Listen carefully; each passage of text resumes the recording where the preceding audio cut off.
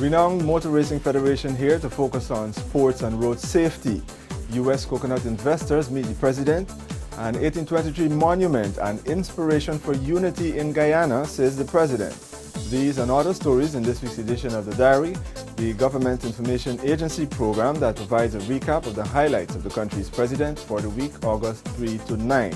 I am your host, Fabian Klaus. Now for the details. As delegates of the Caribbean Union of Teachers met in Guyana to focus on improving the professional status of teachers in the Caribbean, the Guyanese head of state called for the standard of practice that has been developed for the teaching profession to be implemented expeditiously. Flag bearers led the way as delegates of the 25-member Caribbean Union of Teachers hosted its 36th biennial conference with an agenda to up the standards of the region's educators. Guyana hosted the biennial conference for the first time in 20 years under the auspices of the Guyana Teachers Union headed by two-term President Colin Bino. The Guyanese head of state, who was last year appointed to a United Nations steering committee with the task of reviewing the world's education system, acknowledged the work of the region in promoting a quality education sector, but believes that the time for implementation is now. Guyana has joined other nations in hosting consultations on the establishment of teaching councils.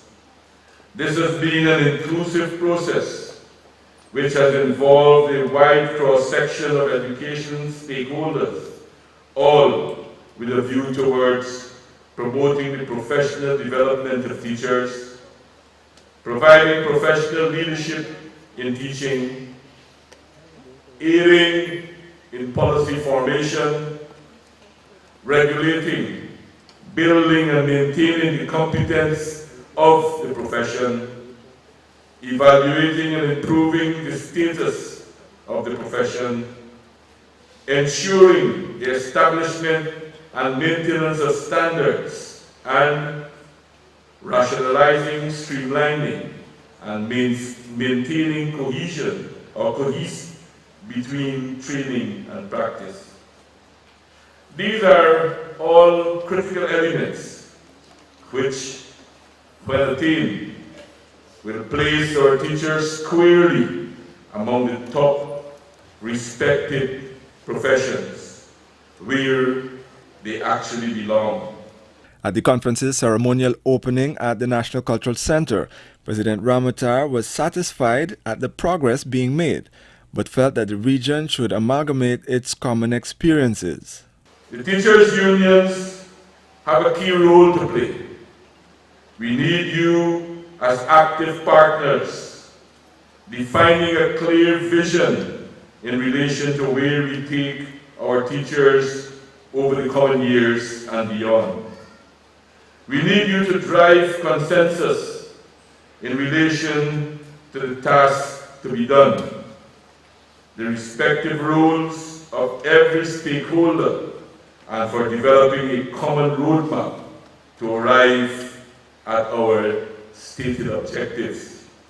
At the conference, there was acknowledgement that certain professional ethics for educators within the region seems to be eroding. A call for standardization for programs that offer initial professional teaching qualifications was made by CARICOM Community Secretary General Orwin LaRock in a message. It was met with agreement by many. President Ramotar supported the argument that the education system must stay abreast in today's world where there are advantageous means of delivering education. As one official from the Caribbean Examination Council remarked here in Georgetown 1 year ago, the days of chalk and talk in the classroom will soon have to give way to other technologically savvy means of teaching. On the occasion of the Caribbean Union of Teachers Biennial Conference, the delegates brought fraternal greetings. The British Virgin Islands and Guyana have a special bond, especially in education.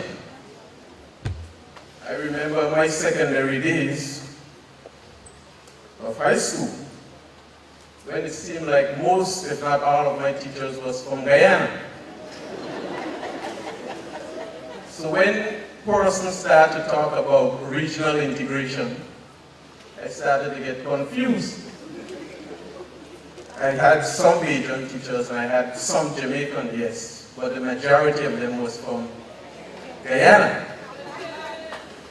So it started to become a bit confusing to me when people talk about regional integration, because I was of the opinion, well, if you have Guyanese in the BVI, you have Jamaicans and you have all the other nationalities. But why it is that we are having this lengthy discussion about Caribbean unity?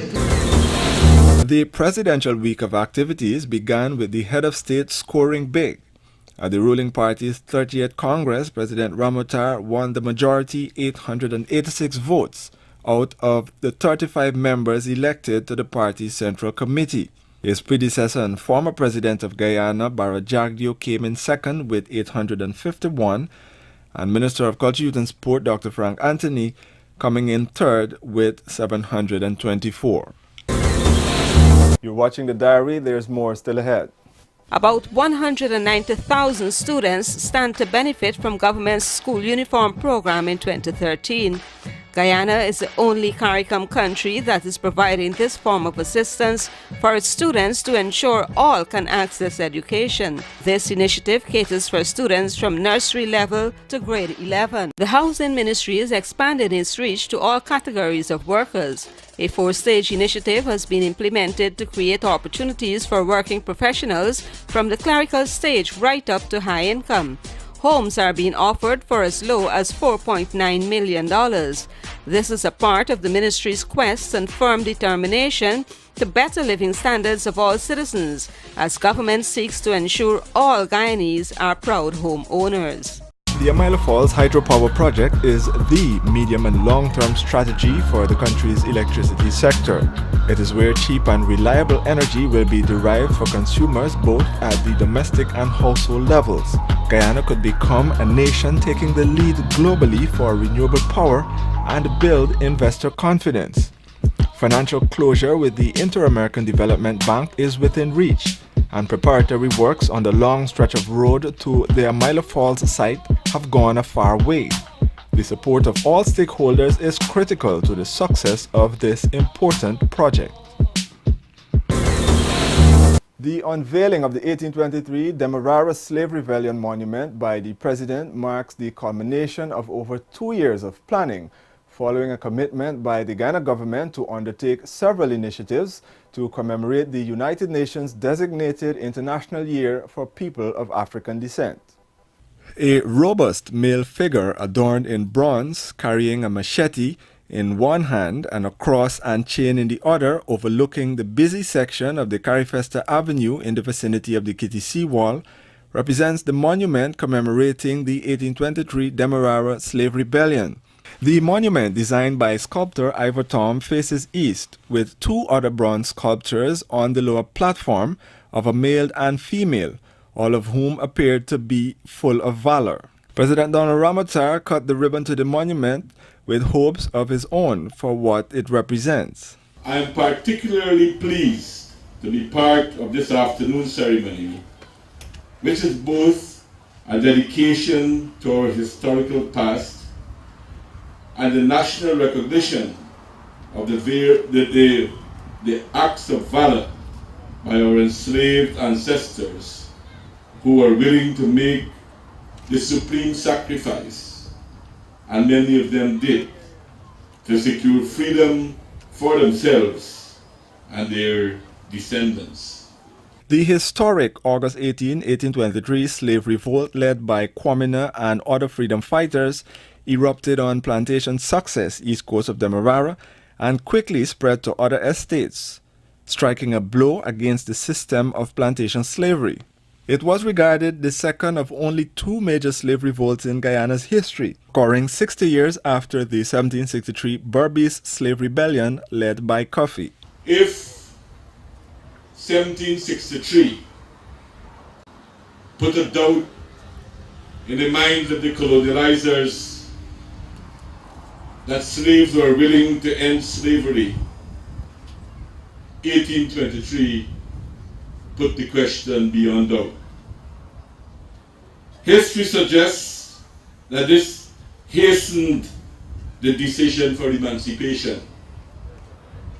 That this particular act of self-liberation intensified and aggravated the anti-slavery pressures in England. Having been free from slavery and colonial rule, the head of state is reminding the nation that the struggle continues, especially in a developing country, making its voice heard in an unfavorable international environment. There are still many, sometimes invisible chains that still try to keep us exploited. And this is where we must use the experiences of our ancestors to work with others in similar circumstances to try to improve conditions for the development of and end the inequality that exists so much in the world. The location for the 1823 monument has been at the center of a furor, with some cultural groups that had favored parade ground.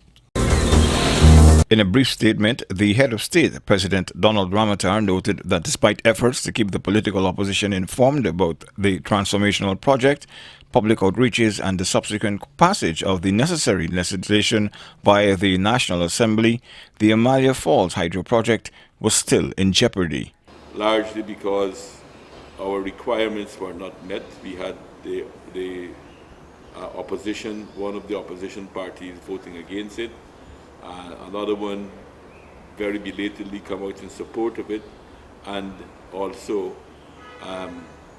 they did not come up to the level of the debt ceiling that was required for the project itself. So that has placed the project in a lot of uncertainty at this point in time. And we have been warning about this all along the way. We have ensured that everything was given to the Parliament, to the parliamentary parties, to the private sector. We engage everyone on this issue. Unfortunately, as I said, you know what took place. However, I just want to assure you, I will make a fuller statement later on, but at this point in time I want to assure our viewers that we believe that this project is of great importance to this country.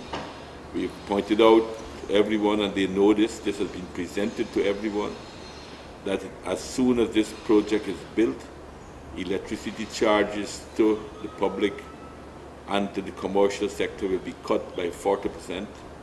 10 years after, it will be cut by 70% of what they're paying today. And by the time 20 years from now, when this project will be handed over to government, it will be cut by 91% people's electricity bill.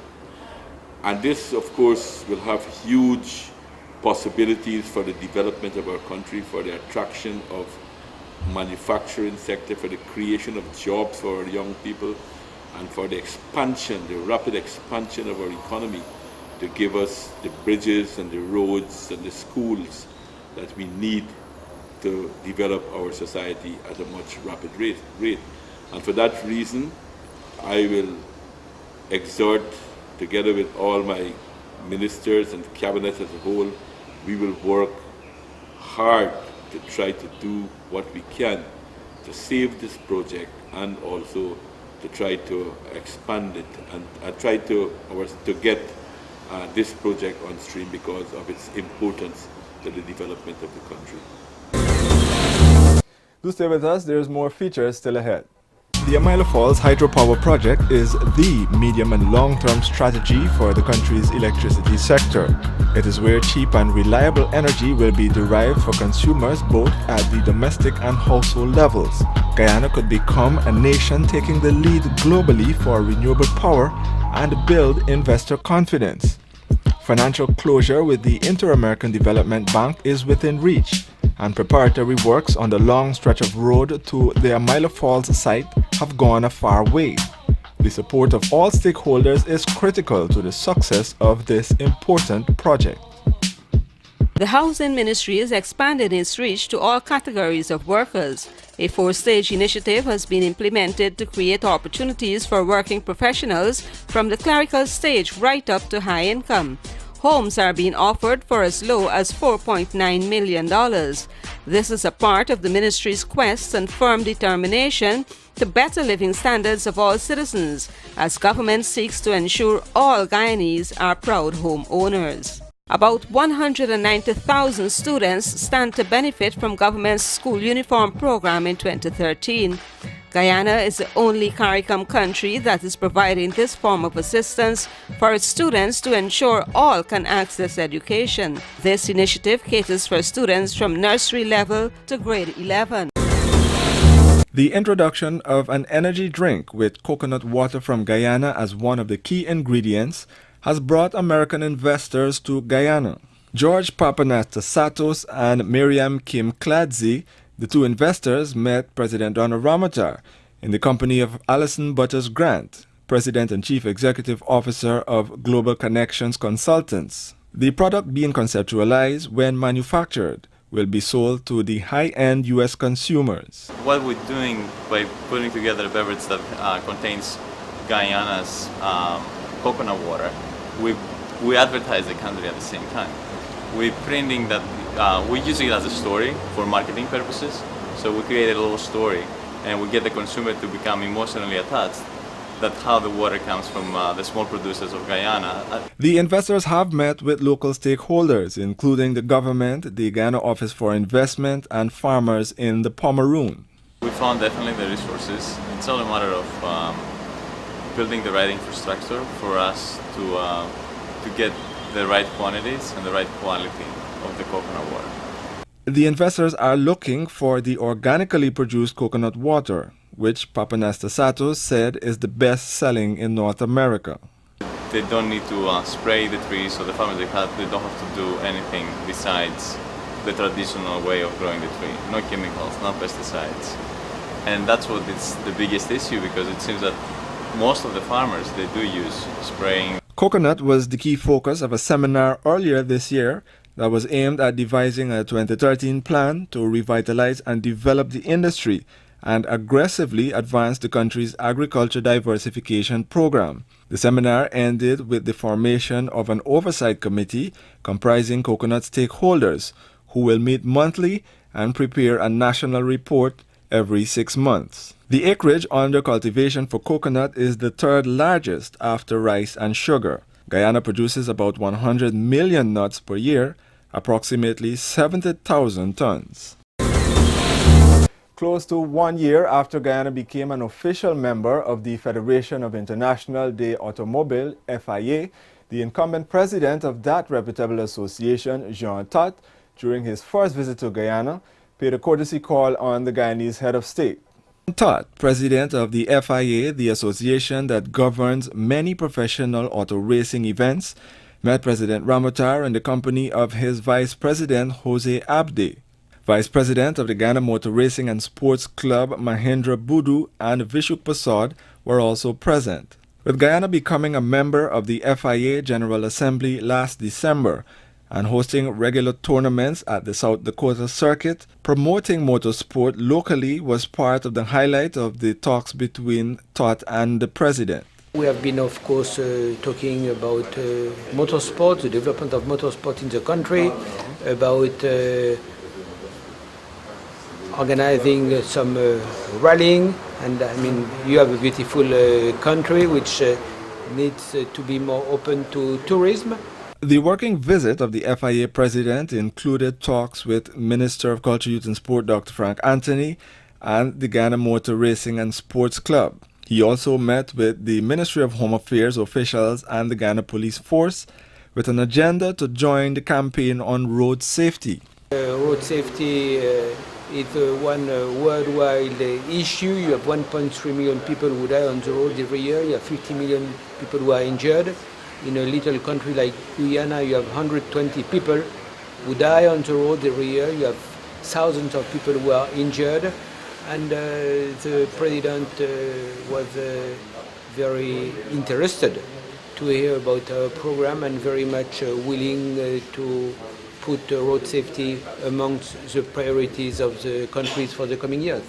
In 2011, the FIA launched its Action for Road Safety in support of the United Nations Decade of Action for Road Safety, an initiative aimed at lowering deaths associated with road accidents. The FIA is represented in 140 countries with a few support and mobility organizations. Among its roles are licensing and arbitration for Formula One and World Rally Championships. Motor racing and certification of land speed record attempts are also part of its functions. Well, that's all in this week's edition of the Diary for the period August 3 to 9. The highlights before we go: renowned Motor Racing Federation president here focuses on sports and road safety. U.S. coconut investors meet the head of state, and the 1823 monument an inspiration for unity in Guyana, says the president. Do join us again next week when we bring you more. I am your host, Fabian Klaus. Thanks for joining us, and have a safe and a pleasant rest of the week.